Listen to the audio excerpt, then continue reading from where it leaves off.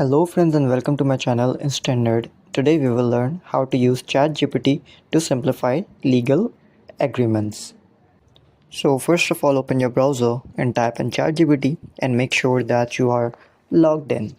So over here you can write in your prompt. For example, if you have any legal agreement which you are not able to understand, you can simply upload the image over here by clicking on the plus and going to your laptop's library and upload it from there. Over here I have already copied an image from Google, and now I have to write the prompt, please um, make it understand in easy words or simple words, or you can write in the prompt which you are facing difficulty and hit enter.